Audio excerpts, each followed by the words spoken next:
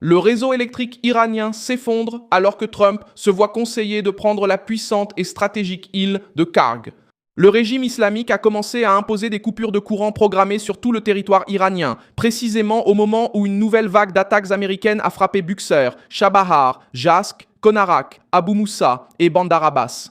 Regarde ce qui s'est passé ici. Ce n'était pas ça. Je le jure devant Dieu, c'est un avion de chasse. Ce n'est pas vrai. Je le jure sur l'électricité. Sérieux? Dieu est témoin, je le jure. Mon cher, 7 personnes. Jure devant Dieu.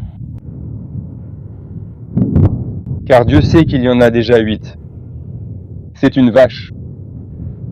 C'est une vache. Je vous informe que l'entreprise publique Tavani a commencé à annoncer les coupures avec 2 jours d'avance et a demandé une réduction minimale de 10% de la consommation.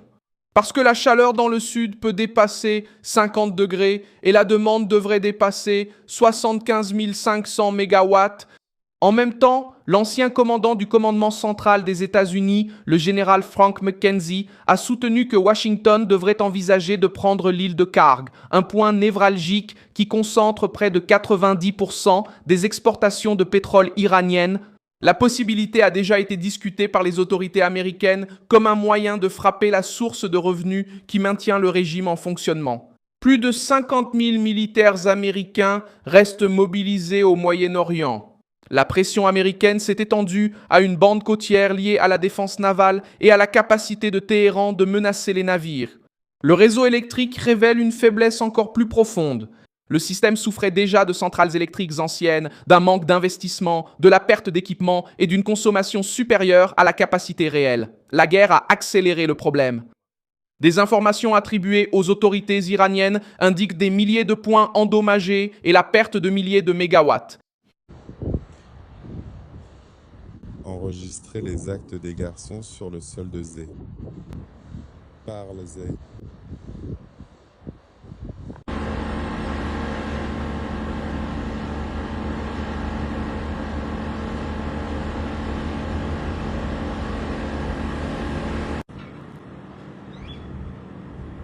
Avec l'été, la consommation augmente et les températures dépassent 50 degrés dans le sud. Le gouvernement a donc choisi de répartir les coupures d'électricité entre villes, industries et services. Le calendrier annoncé 2 jours à l'avance confirme que la coupure n'est plus un accident et est devenue une politique nationale d'urgence. La crise touche d'abord la population. Les maisons perdent la réfrigération, les pompes à eau peuvent s'arrêter, les commerces perdent des marchandises et les usines réduisent le nombre d'équipes. L'industrie subit un rationnement pouvant durer 2 jours par semaine.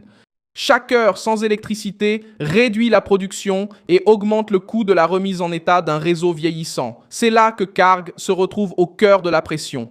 L'île fonctionne comme le principal terminal d'exportation de pétrole du pays. Axios a rapporté que le site traite près de 90% du pétrole brut exporté par l'Iran. En mars, des responsables américains ont admis que Donald Trump envisageait de prendre l'île si Téhéran continuait à bloquer le flux maritime. La Maison-Blanche affirmait qu'aucune décision n'avait été prise, mais décrivait Karg comme un coût économique potentiel capable de couper le financement du régime. Frank McKenzie a de nouveau remis cette possibilité dans le débat. Le général a déclaré que les États-Unis ont la capacité de contrôler le détroit d'Ormuz ou le terminal de Karg.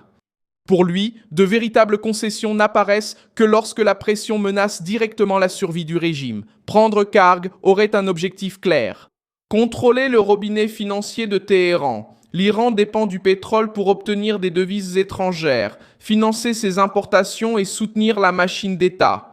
Le ministre iranien du pétrole, Mohsen Paknejad, a déclaré le 14 juillet que les exportations continuaient normalement même après l'annulation d'une autorisation temporaire liée aux sanctions des États-Unis. La déclaration tente de montrer de la résistance, mais elle révèle aussi pourquoi l'île est si sensible. Si les ventes continuent, Karg fournit toujours de l'oxygène au régime. Si le terminal est fermé ou contrôlé, la pression économique augmente de façon brutale. L'économie est déjà proche de la limite. Le Fonds monétaire international prévoit une contraction de 5,4 pour l'Iran en 2026 et une inflation de 68,9%. Cela signifie une perte de pouvoir d'achat, une monnaie affaiblie, des entreprises incapables de planifier et des coûts de reconstruction plus élevés. La faillite se traduit dans le fonctionnement même du pays.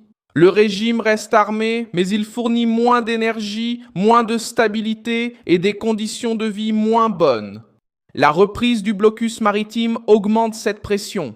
L'objectif est maintenant d'empêcher Téhéran d'utiliser ses ports normalement sans fermer le passage. Le passage des navires qui ne violent pas le blocus. Le porte-avions George A.W. Bush renforce la campagne.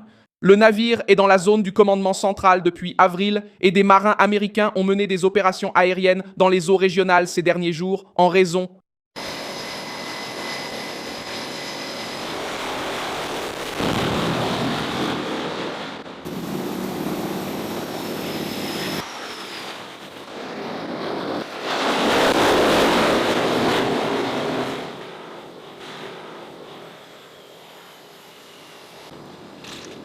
Des avions ravitailleurs des États-Unis restent également à l'aéroport Ben Gourion en Israël.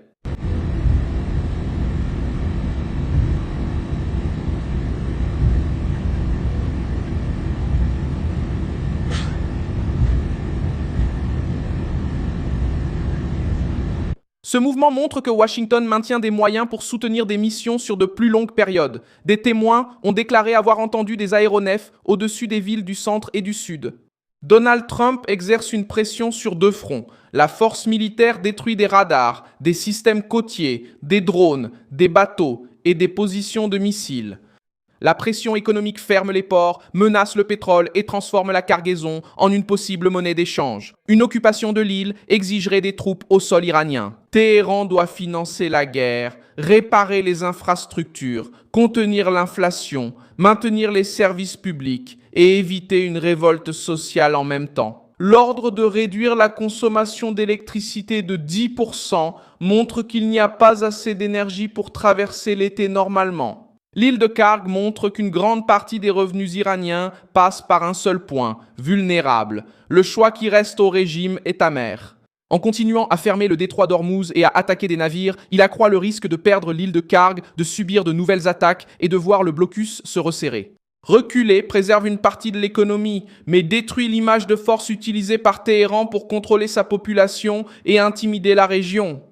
Merci beaucoup d'avoir regardé cette vidéo jusqu'à la fin. Soutenez notre projet et contribuez financièrement via la clé Pix qui apparaît à l'écran. Nous sommes une chaîne indépendante, attachée à vous informer au plus près de la vérité. Votre contribution nous aide à poursuivre notre activité. Merci.